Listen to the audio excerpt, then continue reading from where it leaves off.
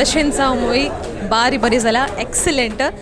आज आमी कितले रिव्यू दिल्यार उणेंत म्हूण सांगेत तुमी सगळ्यांनी ही मुवी थिएटरांत येवन एक्सपिरियन्स करीचे तितल्यान म्हाका सांगूंक आसचें. पुराय बरें जालां एक्टींग म्युजीक आनी ह्या मुवींत म्हाका एक सिंक सावकासी मेळ्ळा देखून एक्सलंट जाला मुवी.